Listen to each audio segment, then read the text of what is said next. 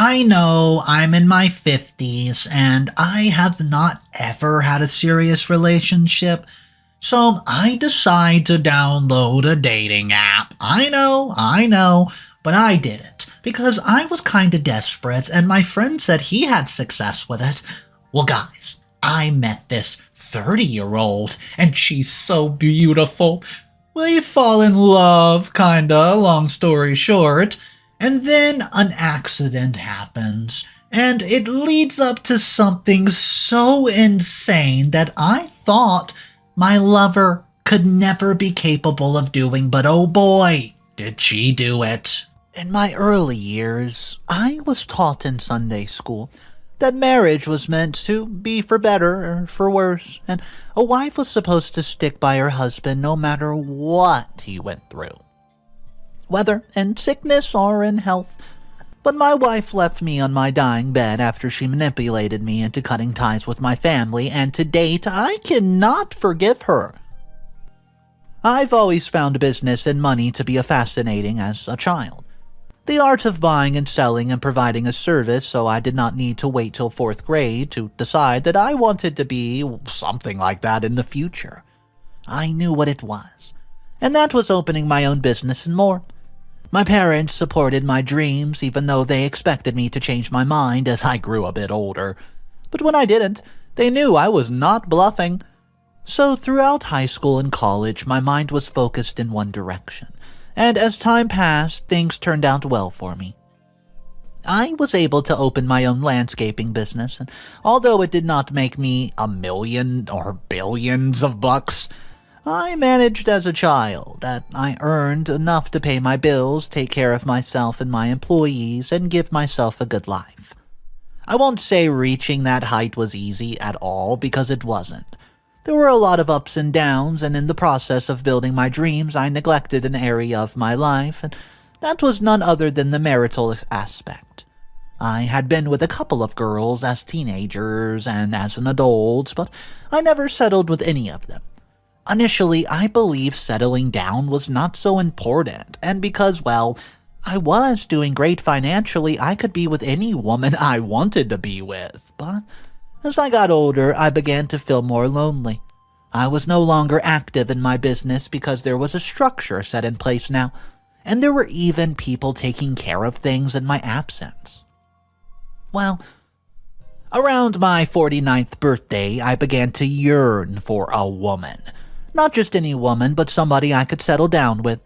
I didn't even mind if she had a child because I knew it would be impossible to find an older woman who was not either divorced or had a child. When I could not hold in the loneliness anymore, I talked to one of my close employees and he told me about a dating app I could sign up to and just meet some people. At first, I did not really love the idea of meeting people online, but he promised he would help me. And in no time, I signed up on the dating app and my profile was set. A couple days later, I got a match. And that's how I met Sydney. Sydney was beautiful, and she was actually in her early 30s. Well, somehow we were a match. She mentioned that she loved older men, and with butterflies in her stomach, we talked and fixed a date in a popular restaurant. It had been a very long time since I went on a date with a woman, and she could tell that I was a bit nervous. For me, it was absolutely love at first sight. And our conversation flowed effortlessly, and we had so much in common, and she was a very intelligent woman, which was exactly what I wanted and needed. She was a divorcee with a child, and I didn't mind. Sydney and I got along very well, and I was careful not to really tell her much or everything about me on our first date. I wanted to know her well and see if that she would love me for who I am. Unlike my family members, who expected me to have a child or two by now, I didn't want any children, and I was ready to look after Sydney's son like he was my biological child. After our first date, Sydney and I met each other again, and again, and again, until we became good friends. She was full of humor, full of energy, and had a great fashion sense, and in the beginning, our romantic relationship was kind of rusty in some ways, because I had forgotten how to treat a lady or date. But Sydney, she was so patient with me and allowed me to take things at my own pace, no matter how slow they were.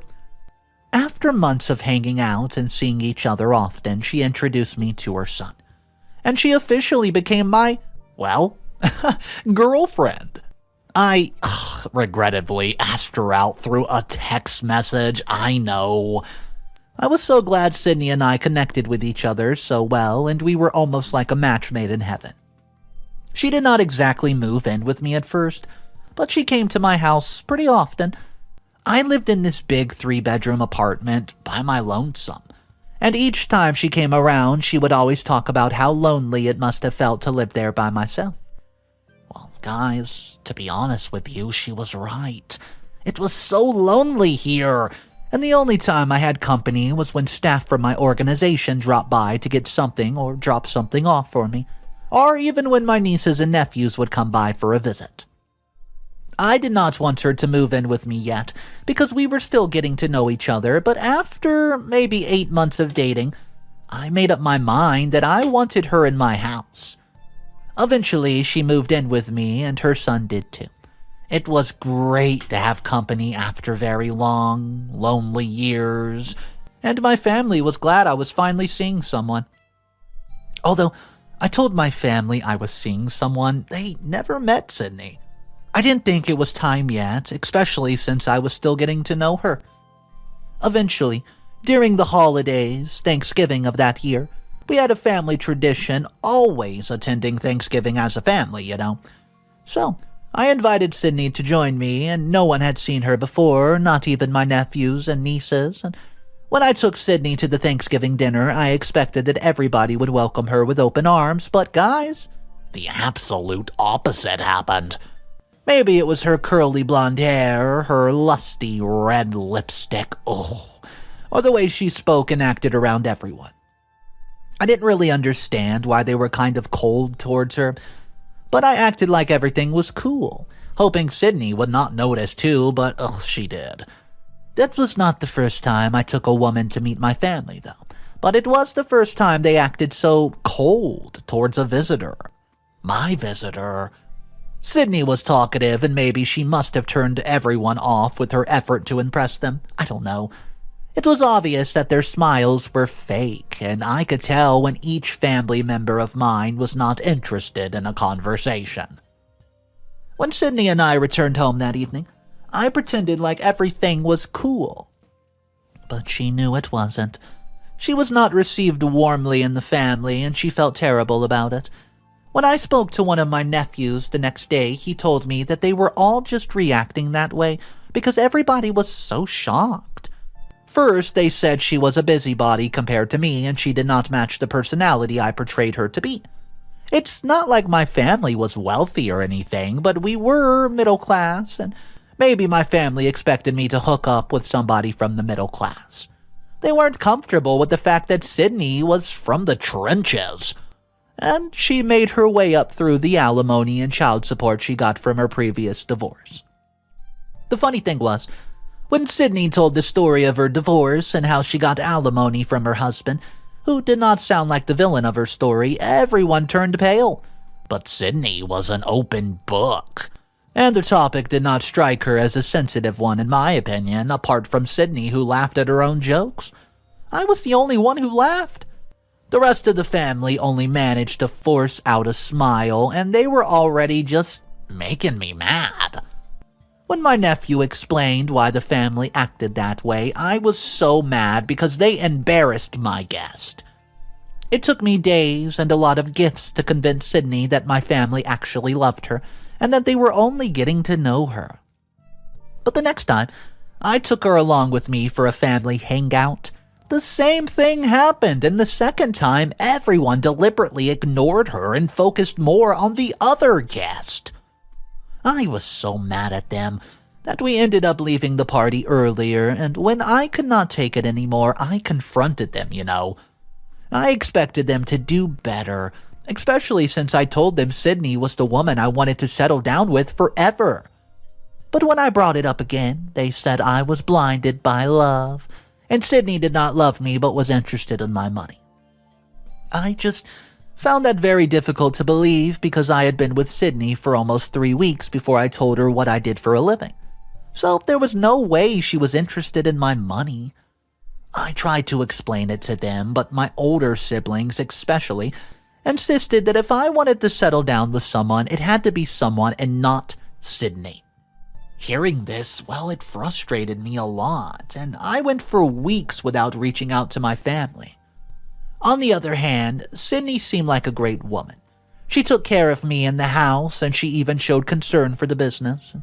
From time to time, we would go together to see how things were going at the company, and almost all the staff knew we were together.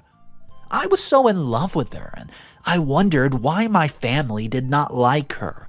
Even if they believed Sydney was not good for me, I expected them to respect my decision and at least pretend to like her, but that never happened.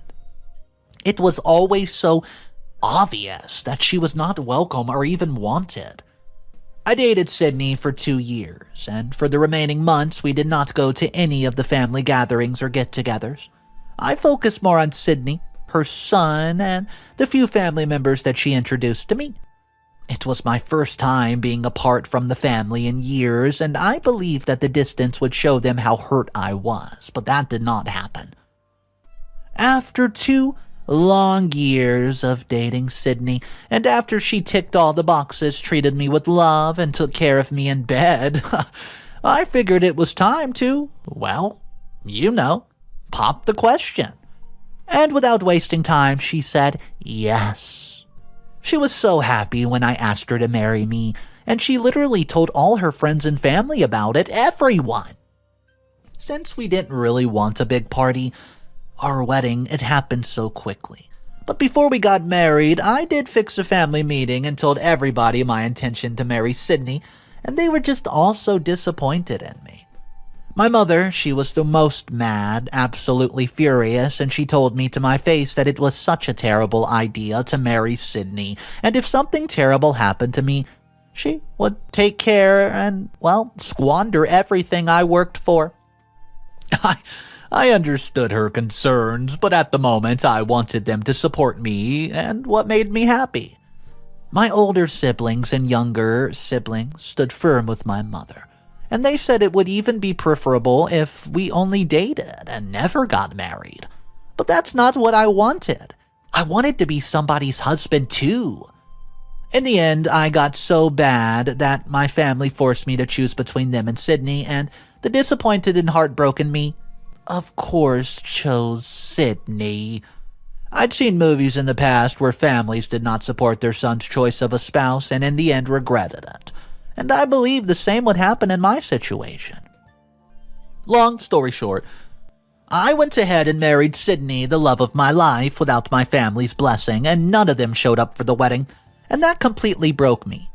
I felt cheated, neglected, and at Sydney's suggestions I cut ties with all of them. Years passed, and I did not take anyone's calls or visits from home, and I stopped attending extended family weddings, Easter get-togethers, Thanksgiving, and you name it, Christmas parties. Instead, I got closer to Sydney's family, and I poured all my time, resources, and energy there. I wanted to mold them into the family members I've always wanted, and the only downside to that was that it was financially draining. You see, I began to hire her cousins and other family members in my company, but most of them, they never really lasted. They would barely work and would show up at the organization whenever they pleased or felt like it, and that was a big no-no. There was a cousin of hers, Gary, who was well-built and he slacked so much at work. You see, Gary was always picking fights with my staff, and each time he was asked to leave the property, he would create a giant scene.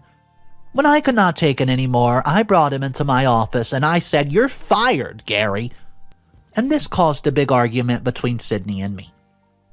Aside from arguing about Gary, Sydney and I never fought about anything. She was loving and did not seem like the person my family thought she was. We even stopped going to my organization together because I told her she needed more time to get to know how things worked. And she agreed with me. For the 3 years we were married, I never caught her acting sneaky or going through any work documents. All she did was take care of me, her son, and the house. And I'll be honest, we were happy. She even resigned from work so she could focus more on her, new family. I loved that and did not have an issue with her not working, providing she spent time with me at the home. Even with the distance, I still missed my family. But I could not reach out to them because Sydney made me a promise and, she made me say I wouldn't. She felt safer without them in the picture, and I did not want anything or anybody to ruin what we had. My nieces and nephews tried to reach out a couple times, but I never answered the calls or ever responded to the voicemails. It was really tough for me, especially since I was so used to having them around, but I had to make the decision for my new family. Aside from the whole family drama, everything was perfect between Sydney and me. Her son, Jerome, was even due for college, and I offered to sponsor him through college, and I wanted him to pursue his dreams of being a mechanical engineer because I knew the power of dreaming and working towards them. But unfortunately, something absolutely horrible happened, and it caused my life to stand still. A week before our 6th wedding anniversary, I was involved in a terrible motor accident that put me, comatose. And by the time I woke up and regained consciousness, everything had gone wrong in my marital life. And my wife, whom I trusted so much, she did the unbelievable. What's up, everybody? Mr. Reddito here. So today's story is so wild. I have 4 updates which covers everything. I managed to find every single update from OP, and the last update was actually found deep in the comment section, but I have it here for you.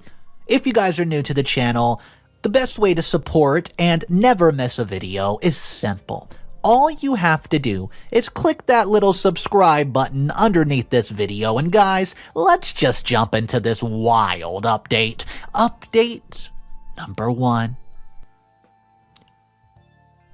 Hey everyone, thanks for your messages, and I'm fine now and in good health. As much as I would not want to make any updates, I have to. So the first thing I was told when I woke up and could not find Sydney in the hospital room, that she was arrested. I was, how do I say this, in a coma for 5 months, and throughout these 5 months, she never reached out to my family. According to the doctor, she was by my side for the first month, but from the 2nd month on, she started insisting they take me off the oxygen and life support so she could save more money. How heartbreaking. The doctor said he was confused at first because he repeatedly told her that I could wake up any time and that it would be a terrible thing to take me off oxygen while I was still unconsciously fighting for my life. So when he refused, she abandoned me a while and stopped showing up regularly at the hospital. As for my business, she started making ridiculous withdrawals in less than 2 months of me being away. And because my staff knew I was in the hospital, they thought she needed the money for me. But they were wrong. She needed the money for herself and her boyfriend, Gary. Yeah, you guys all remember that same Gary that was her cousin, right? Who showed up at work whenever he pleased and would pick fights. Yes, that was her boyfriend. They've been in a relationship for a decade. Yeah, right from when she divorced her ex-husband and they were still dating after we married. As if that was not a big enough shocker, Sydney went ahead to call my lawyer and ask if I had left a will. And when my lawyer asked why she was asking, she said she was just curious and ended the call the first time.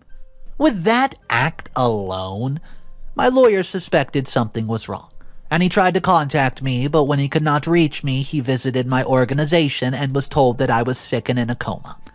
The most shocking part was when Sydney visited my lawyer in person and offered her body to him, so, he could tell her if I left a will or not and what was in the will. But he turned her down and kicked her out of his office. 3 days ago, I met her to find out everything they told me was right. But she said it was a lie and said I knew my family hated her, and that's why they were trying to frame her. It's funny, guys, because my staff, doctor, insurance company, and lawyer Well, those people aren't my family, so they had no business trying to frame her. I was so disappointed and heartbroken that Sydney, who promised to grow old with me, actually tried to get rid of me at my weakest moment. When I saw her, she thought she could manipulate me to get on her side, but that was not working anymore. To think that I was even about to gift her a car on our 6th anniversary and everything was already set in motion. Well, I left for the station and she and her accomplice Gary, well, they've been arrested for attempted murder, and they're both awaiting trial, and I sued them. Update number 2. Hey guys, another update. Sydney's trial is tomorrow, and I've been tense. I cannot believe that the same Sydney who could not hurt a fly tried to do this to me. She looks so innocent, and I feel terrible that everything my family feared came to pass. Well, I'd been married to an evil woman the whole time, and I was nothing but good to her, yet she did not appreciate any of that and tried to destroy absolutely everything I worked so hard for. After I spoke to Sydney, I had a meeting with my life insurance company, and they confirmed everything my family said. Apparently, when Sydney could not have her way with the doctor and my lawyer, she and Gary decided to pull a different card. In the past, I mentioned my life insurance to her, but I never mentioned the amount. I told her about it innocently, and I did not think she would try to kill me and claim the money. According to my insurance company, Sydney started calling them in the 5th month of my coma, and she told them that I was dead. To even show proof, she took me off the life support machine and took a picture of me. Then she took another picture of me on the life support, and she sent both pictures to them and told them I had just been declared dead that morning, the day she called. And not only did she lie about my death, she acted it out so well she needed some sort of an Oscar. From the way she sounded on the phone, she could trick people into believing that I was actually dead because she was crying and blowing her nose at the same time. She was so upset that they had to calm her before they continued to ask questions. Maybe she was expecting the insurance company to release my life insurance, which was worth more than $500,000, to her like ASAP or something. I guess she doesn't know how it works. She was wrong. There's procedures they have to follow before money's released. They tried to explain that to her, but she was very impatient and kept calling them for the money. On the other hand, the insurance company called my family to send their condolences, and that came as such a major shock. No one had heard the news of my death, and my mother almost had a heart attack when she took the phone call. When the insurance company found out they did not know about my death, they were a bit confused, and the confusion led to an investigation. They even called Sydney to confirm the hospital I died in, and they told her it was all part of the process. Without suspecting anything fishy, she told them about the hospital, and well, the company sent someone to confirm my death. My family also came to confirm themselves, and when they found out I was in a coma and had been that way for months, they were so relieved. It made sense to them why Sydney called the insurance company to claim my life support. She wanted me dead. And when I was taking too long to, well, die, she decided to make the big move. And when the doctor saw the pictures she took of me taking off life support, he was so mad, and he confirmed that she was trying to get me killed. Aside from the charges of attempted murder, the insurance company is also suing her for insurance fraud, and I'm confident she will be in jail for a very, very long time. Update number 3. Hey guys, well, it's been a week since the trial, and I could not make an update immediately because I was in a terrible state of mind. Sydney and her accomplice have been sentenced to prison, and they'll be gone for a very long time. I believed that when she got judgment, it would make me happy, but in reality, I'm so sad. We've been officially divorced, and even as I share this, it all feels like a bad dream. And every day I go to bed thinking I would wake up to her lying next to me and she'd whisper, "Oh, honey, it was just a bad dream." Over the years, I had watched crime mysteries of husbands killing their wives and vice versa for property, but I never expected that I would be a victim of such. I still find it difficult to believe that she ever loved me, because if she did, she would not have cheated, would not try to run down my company, and would never try to take my life insurance. I actually wanted to see her one last time, but I've not been able to. At the first time, I cannot really face my family. I feel so ashamed to even walk into my mother's house after almost 7 years of being away and not responding to anything from them, and I know they were very hurt the day I picked Sydney over them. But I never expected any of this to happen, guys. Sydney was a really nice person, and I don't want to believe she had it in mind all along to kill me. As for the incident that happened, I still cannot explain how it did happen. My car, it was totaled, and I barely made it out alive. The experts who looked at my car said something about the brakes failing, and I had driven the car for more than a decade and never had a brake fail. Funny enough, on trial day, Sydney pleaded not guilty even when all the evidence was out in the open. She always told me she had a passion for acting, and she acted a lot while she was in high school. But I have never seen her act. On trial, anyone who did not know the whole story would think the judge was convicting the wrong person. She yelled, she screamed, she cried, and even rained abuse on the judge and police officers there. She was sentenced without parole, and her accomplice and boyfriend were given a shorter jail term with parole. It all made sense why she was so mad when I fired Gary now. We argued about him for a whole week. And I even stopped him from coming to our house, and only God knows what they have been doing whenever I left them at home alone, believing they were cousins who loved each other so darn much. How stupid of me. I can't help but see how the accident happened about a month after I fired Gary. Though there's absolutely zero proof that they tampered with my car that was involving in the accident, I have a hunch that they must have tried to get rid of me when things were no longer going their way. But like I said, I can't prove that. As for her son, Jerome, I found out he was aware of his mother's relationship with Gary, and he knew that they've been fooling me the whole time, and he promised his mother he would not say a word, and he didn't.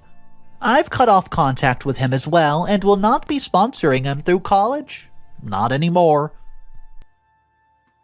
Update number 4. This is the final update. Hey guys, again, thank you for the comments. You're right. Family is very important, and I've made up my mind. I've been away for a while now because I was spending time with my family. After my last update, I realized from your comments that I owed my family a deep apology. I understand that they were trying to look out for me, but I did not appreciate it at the same time. Instead, I believe they were trying to ruin my happiness. Now that everything placed are worse than they expected, I have no other option but to admit they were right. As for Sydney and her son, I took them off the will. I would not make such a terrible mistake ever again. My family also apologized for not supporting me, and maybe, if they had, Sydney would have succeeded with her plan. No one knows about how things would turn out for me. As for the time I spent in a coma, I can't really explain what it felt like, but I would rather not talk about it. What's really important is that I made it out alive, and Sydney failed with her plans, and I was at a family meeting or gathering last week, and I apologized to everyone for cutting them off and neglecting them all those years. I also met the newly added members of our family, Nono and Jake. I'm a granduncle now, and being with those kids has opened my eyes to so many things I did not see before. I don't think I'll be remarrying, I don't. I've had enough drama for one marriage, and I'm really scared the next woman I end up with might do worse than Sydney did, and I have not healed from that yet. As for the money Sydney withdrew while I was in a coma, it was almost $150,000, and I have no idea what she did with it. She didn't buy a car, she didn't buy a house, she just spent it. I also cut off the rest of her family members, and I assured them they would be arrested if they set foot on my property ever again. I know you might say I went extreme, but I was only being careful. Finding out her cousin was not really her cousin came as a shock to me, and I could not trust all her friends and family, and she made me hire, so I sacked all of them. It's crazy, yes, I know, but I've had to do everything that'll preserve my life. I'm glad she did not try to poison me to get rid of me faster. She must have thought about it, and the autopsy results would have told, so she waited for a natural accident to happen. I almost learned that Gary moved into my house and stayed with them throughout the 5 months, and I was in a coma, and it's really just confirmed my suspicion that everything was planned. I can't thank my family enough for standing by me and ensuring that I woke up when it was time. Now, my advice to young people out there who are about to get married is go ahead, review your spouse and their intentions. Before you say I do, looks can be very deceiving, but the intent of heart does not lie. Thank you to everyone for your support thus far. Your comments and suggestions have brought so much relief, and I'm so grateful. Well, to be honest with you, this story had a lot of misfortunes, but at least in the end of the story, OP's family accepted him back, and they were able to kind of rekindle that relationship, and I do think that's a good thing. And, well, OP's significant other got what she deserves, straight karma. Now she's going to prison, and her little love boy toy is going to. Can you guys believe that she was dating someone the entire time, and it was not really her cousin, Gary, it was her lover, Gary? Let me know if you think the punishment that she got was good enough. It was a few years. I don't think they exactly told us how many years it was, but Gary, he basically got off with just a little bit of probation. Let me know your thoughts about that. Drop it in the comment section down below. Thank you guys for joining me today. If you're new to the channel and you're just coming across it now, my name's Mr. Reddito. I animate, narrate stories just like what you saw today, every single day. So if you want daily videos, the best way to get them is simple. It's free. All you do is subscribe to the channel, and it does help support me a lot since we're about to hit 100,000 subscribers. I'll catch you guys in the next one. Have an amazing day, and remember, it's cool to be kind.